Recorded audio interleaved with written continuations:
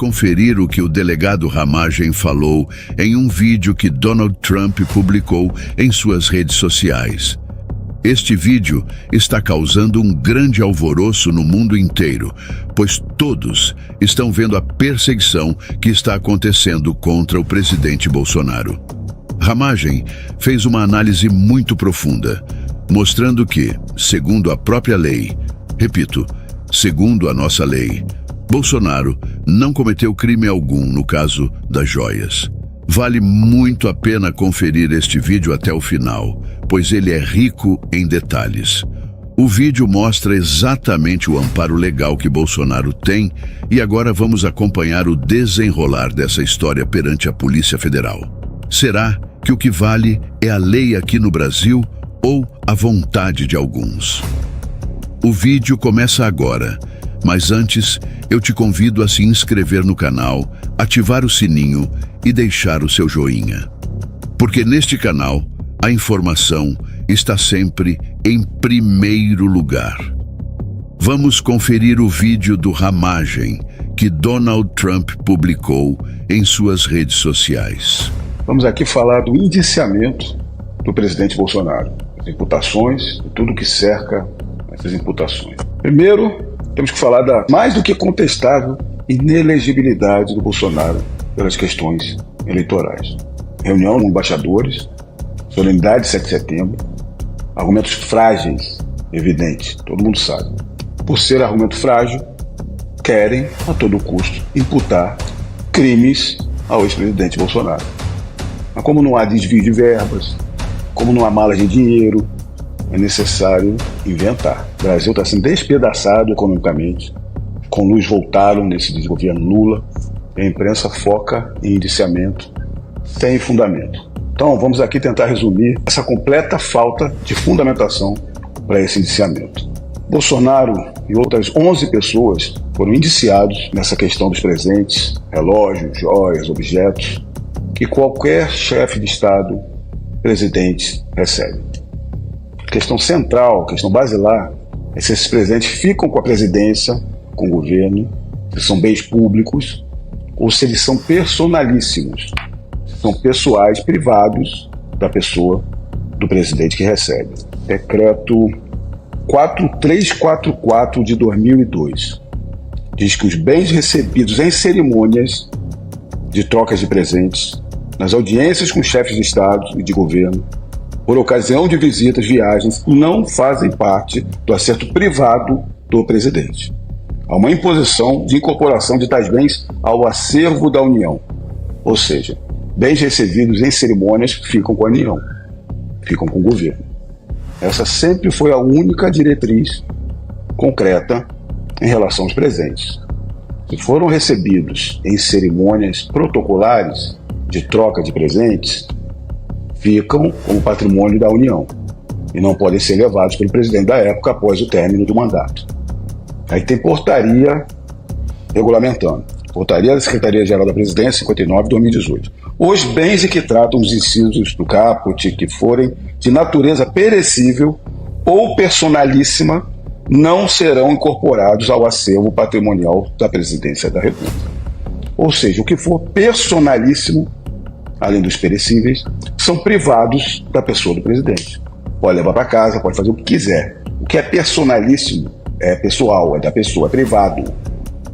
Ainda, mesma portaria define os bens de natureza personalíssima ou de consumo direto pelo recebedor.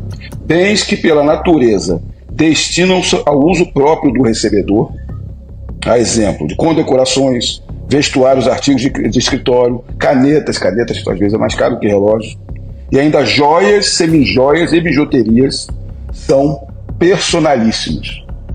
Inclusive tem acordo do TCU que comungava desse entendimento.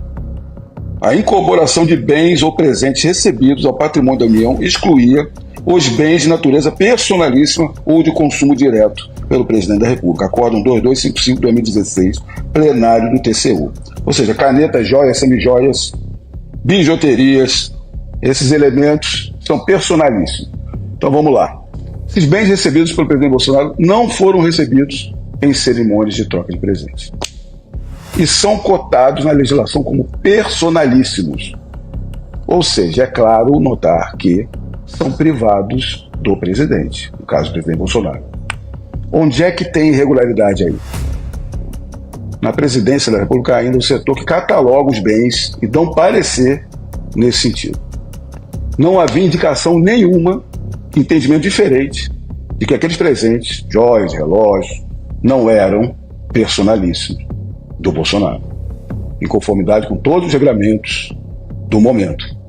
Claramente não há como imputar qualquer irregularidade, ou ainda não há qualquer vontade de praticar ilícito, ou consciência de prática de um delito, que é fundamental. Você não tem vontade, nem consciência do delito, não tem irregularidade, não há nunca como ter uma imputação de crime. E aqui, mesmo assim, indiciaram Bolsonaro. Agora vamos à diferença completa de tratamento quando se trata de Lula e Dilma. Primeiro que o Lula e a Dilma não entregaram, nem sequer devolveram, os presentes recebidos em cerimônias protocolares, sobre os quais nunca houve dúvida nenhuma na legislação, quanto à obrigação de serem incorporados ao acervo da União. Lula ainda manteve em sala-cofre da Agência do Banco do Brasil, várias notícias dizendo isso, um acervo guardado de 23 caixas, contendo joias, obras de arte, que o ex-presidente recebeu de outros governantes. Houve uma auditoria para isso, e o que disse a auditoria?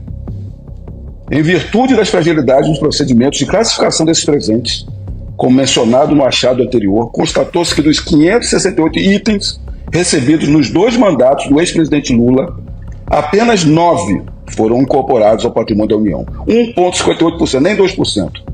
E dos 144 bens recebidos nos 2 mandatos do presidente Dilma, somente 6 foram incorporados, 4,17%, menos de 5%. Apesar da ilegalidade flagrante, no caso de Lula e da Dilma, o TCU determinou apenas que os bens fossem devolvidos para o governo, nada mais. Houve algum indiciamento do Lula e Dilma? Claro que não.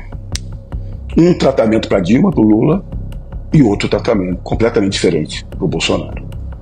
Vale enfatizar que no caso do ex-presidente Bolsonaro, diferentemente da Lula, Dilma, com Bolsonaro não envolvia nenhum presente recebido em cerimônias protocolares. Ah, mas o TCU mudou a regra para bens personalíssimos de alto valor. Mudou a regra depois. Ainda tem esse ponto. Bolsonaro, quando ciente de que havia uma dúvida interpretativa sobre essa questão, diligenciou voluntariamente, peticionou para devolver todos os bens, os objetos de questionamento, antes da decisão final do TCU. Essa informação está num acórdão do TCU, acórdão 443 de 2023.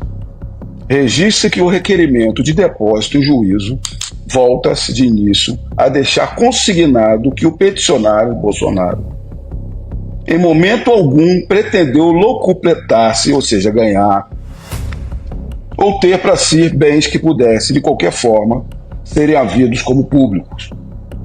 Discute-se o status legal de tais itens, dada a complexidade das normas que teoricamente disciplinam a dinâmica de bens dessa ordem. As normas são confusas. Requer que, desde logo, fiquem sob custódia do poder público até que se conclua a discussão sobre sua correta designação de forma definitiva.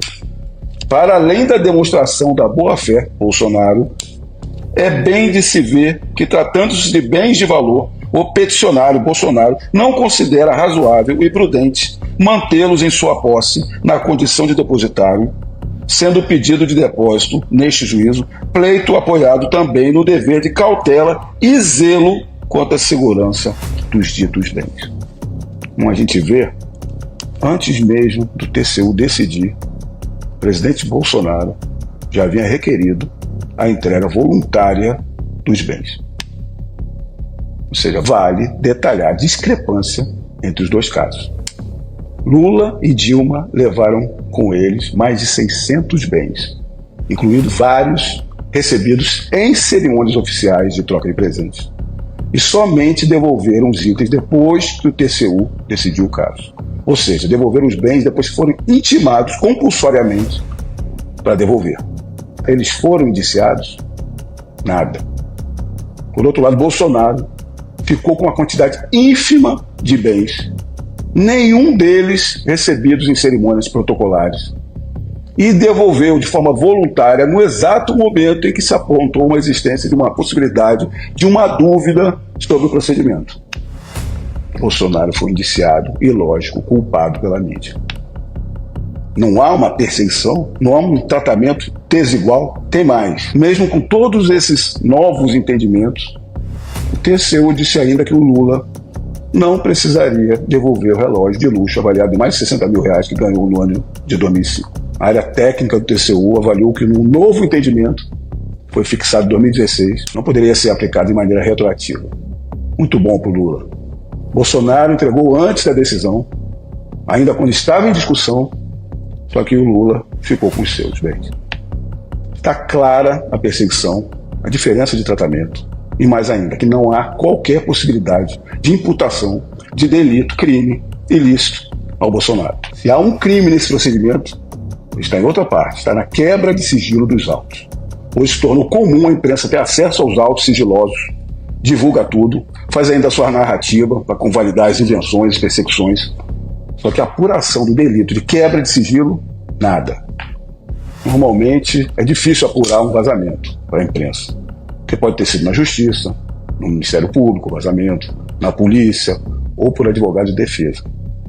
Só que teve a seguinte reportagem. Alexandre de Moraes se irrita com demora da PF em enviar relatório que indiciou Bolsonaro. Você vai ler a reportagem? O que houve? É que a imprensa já estava divulgando o indiciamento do Bolsonaro e o que estava escrito de um procedimento sob sigilo antes da Justiça receber a informação. Em uma investigação, você vai eliminando as possibilidades para se chegar em conclusões. Se a Justiça, o MP e a defesa não tiveram acesso, o vazamento lógico foi na polícia. Está mais fácil de apurar. Infelizmente, a nossa antes tão respeitável Polícia Federal, que agora se tornou claramente um órgão desvirtuado, cumpridor de propósitos alheios aos interesses públicos. Pura perseguição. Deus abençoe-vos.